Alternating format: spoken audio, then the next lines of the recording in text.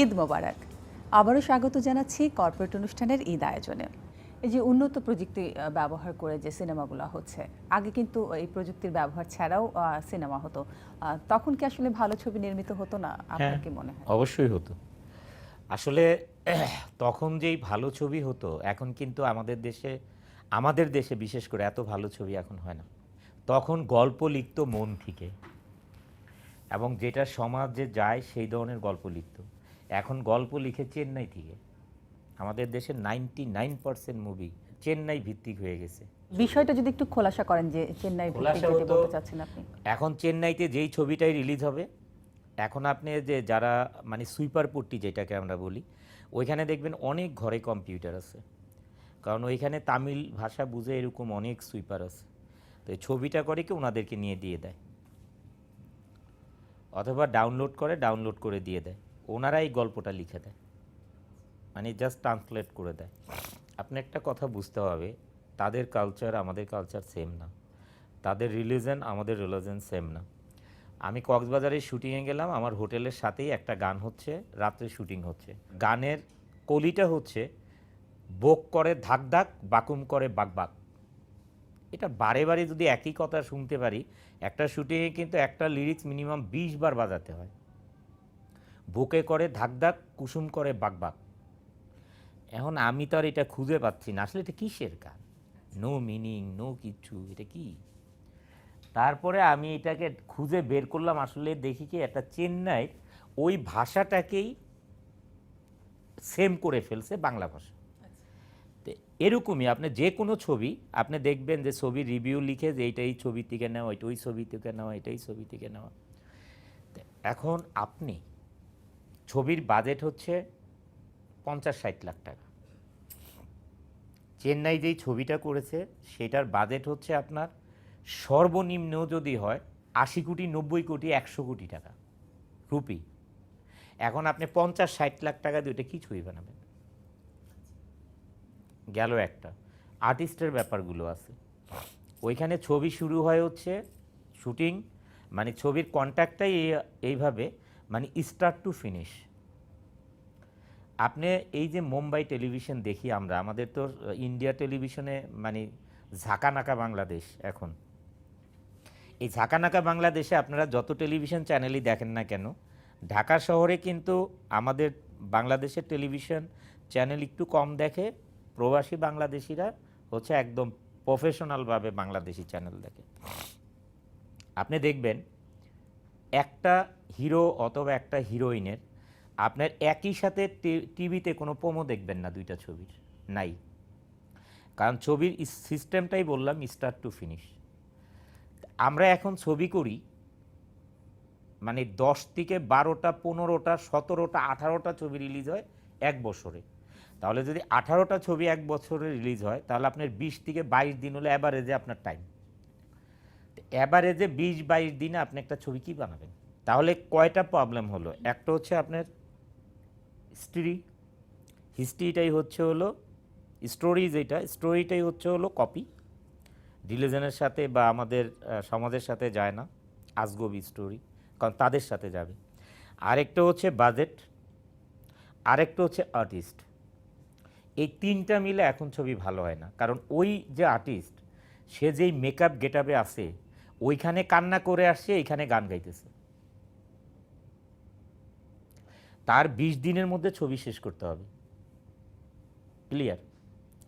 একদিকে হচ্ছে প্ল্যান নাই, আরেকদিকে হচ্ছে স্ক্রিন প্লে নাই, আরেকদিকে হচ্ছে বাজেট নাই, আরেকদিকে আর্টিস্টের শিডিউল নেই। সব কিছু মিলিয়ে এখন আসলে ছবি হয় না। আর সেকেন্ডলি আরও একটা কারণে ভালো ছবি হয় না, পাইরেসি। আগেও পাইরেসি হতো, 35 পাইরেসি করতে একটু ঝামেলাই ছিল, মানে হলে বসে ক্যামেরা দিয়ে। আর এখন ছবি হচ্ছে পেন ড্রাইভে নিয়ে যায়, আপনার ছবি পেন ড্রাইভে দিয়ে দিবেন, যারা হলে রিপ্রেজেন্টেটিভ যায় তাদেরকে দিয়ে দিবে পেন ড্রাইভের ছবি নিয়ে, আপনি পিসিতে দিবেন, পিসি দিয়ে ছবি প্লে করবেন, সেটা হলো প্রজেক্টরের মাধ্যমে। এই পেন ড্রাইভ যেতে যেতেই কপি হইতে থাকে। এই কারণে এখন ছবি রিলিজ হওয়ার 2 সপ্তাহের মধ্যেই আপনি 1 সপ্তাহ 2 সপ্তাহের মধ্যে বাজারে ভিডিও পাবেন, একদম ঝকঝকা প্রিন্ট, মানে যত এখন তো হাই ডেফিনেশনে যেহেতু ছবি শ্যুট করে, প্রিন্ট অনেক ভালো, তো সব কিছু মিলে আসলে এখন ছবি ভালো হয় না। ছবি এখন ভালো হয়, সেটা আমিও বলবো, আপনিও বলবেন, একটা বাচ্চা পোলাপাইন যেটা 4 বছরের ও বলবে, আর বৃদ্ধ যে 80 বছর সেও বলবে অনন্ত জলিলের একটা ছবি বছরে আসে, দিস ইজ কল মুভি। সেটা আপনি বিগ বাজেটের ছবি Big budget না, বানাচ্ছেন বা সবকিছু টেকনোলজি মিলিয়ে। ইউজ করছেন, কারণ আমি সেই ছবি দিক করি, দিয়ে কি আপনি নো এরকম দাবি টেকনোলজি করছেন? ছাড়া এখন চলবেই না। আপনি যে মুভি ক্যামেরা দিয়ে যে এখন যে শ্যুট করছেন, এটা দিয়ে আগে এত বড় একটা ক্যাসেট দিয়ে শ্যুট করতেন, রিল শেষ হয়ে গেল, ক্যাসেট শেষ, বাজারে যেতেন, বসে থাকতেন, আর যদি সাথে নিয়ে আসতো ভাগ্য ভালো, তাহলে ওটা শ্যুট। আর এখন হাই ডেফিনেশন ক্যামেরা, আপনি মেমোরি কার্ড দিয়ে শ্যুট করেন। টেকনোলজি তো থাকতেই হবে। আপনি এই যে ফাস্ট অ্যান্ড ফিউরিয়াস 7 দেখছেন, এটা দেখে থাকলে বুঝবেন যে পৃথিবী ছবি কিভাবে বানায়। যেভাবে তারা গল্প বেছে নিয়েছে, ওইভাবে তারা স্ক্রিন প্লে করছে, ওইভাবে টেকনোলজি ইউজ করেছে, সব কিছু। ছবি এইগুলোকে বলে। এখন আমরা যদি বলি ছিঁড়া খাতায় শুয়ে ওই অনেক বড় স্বপ্ন দেখা, এটা আসলে কোনো সমস্যা না, দেখা যায়। মানুষ বলে না, বেটা আদার ব্যাপারী হয়ে জাহাজের খবর নেস কেন, এটা আসলে সত্যি কথা না। আদার ব্যাপারীও জাহাজের খবর নিতে পারবে, তার ড্রিম থাকতে হবে, একটা তার টার্গেট লক্ষ্য, থাকতে হবে। তার লক্ষ্য থাকতে হবে, তার চেষ্টা থাকতে হবে ওইখানে যাওয়ার। যেটা আমি বাস্তবে প্রমাণ করে দিয়েছি বাংলাদেশে, যে বাংলাদেশে ছবি বানানো যায়, যেটা কম্পেয়ার করা যায়। অন্য দেশ বানাতে পারলে আমরাও বানাতে পারি। এটা সবাই যদি আমাদের দেশে যারা ছবি বানায় তারা যদি চেষ্টা করে, আমার চেয়েও ভালো বানাতে পারবে। এই যে আমি তো অনেকগুলো ট্রেন্ড বাংলাদেশে নিয়ে আসি, যে ছবিতে মানুষ ইনভেস্ট করবে। আপনি টিভিসি বানাচ্ছে না, মানুষ টিভিতে ইনভেস্ট করছে না, তাহলে ছবিতে করবে না কেন? অন্য দেশে করে না। আপনি দেখেন, আমি মোস্ট ওয়েলকাম 2-তে কতগুলো স্পন্সর নিয়েছি, সেটা আপনি এখানেও দেখতে পাচ্ছেন, আছে না? তারপরে দেখেন আপনার 0 ডিগ্রি নাকি একটা ছবি হলো, আমি একদিন বিলবোর্ডে দেখলাম অনেকগুলি স্পন্সর। তখন দেখলাম হ্যাঁ, একটা রাস্তা যদি চিনিয়ে দেওয়া যায়, এটা নিতে পারে মানুষ। এই যে তারা এখন ইনভেস্টের কিন্তু অনেকটা চিন্তা কমে গেছে, এখন তারা ভালো করে এই বানাতে পারে। রাস্তাটা আপনি এই ট্রেনটা চালু করেছেন, এটা সব কিছুই আমি চালু করার, নতুন যা দেখবেন সবই তো আমার। এখন মানুষ বিলবোর্ড দেয়, আগে বলতেন, জানতেন যে বিলবোর্ড হয় বাংলাদেশের চলচ্চিত্রে। আগে দেখতেন পোস্টারের মধ্যে অনেকগুলো মাথা, আর লাল আর হলুদ, মনে হতো সব ফায়ার সার্ভিসের গাড়ি টাড়ি যাচ্ছে। সব জায়গায় যেখানে পোস্টার লাগাবে দেখবেন লাল হয়ে আছে সব। এখন দেখেন পোস্টারে কত মাধুর্য আসছে। ওই আগের মতন আর 50-60টা মাথা কিন্তু পোস্টারে নেই। এখন দেখবেন এরকম আমার মতো পোস্টার হচ্ছে, কালারগুলো এরকম চলে আসছে, তারপরে বিলবোর্ড হচ্ছে।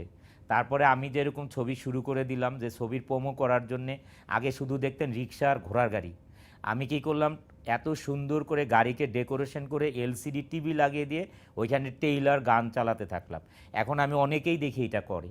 তো সুতরাং নতুন যত কিছু দেখবেন, this is call Ananta Jalil.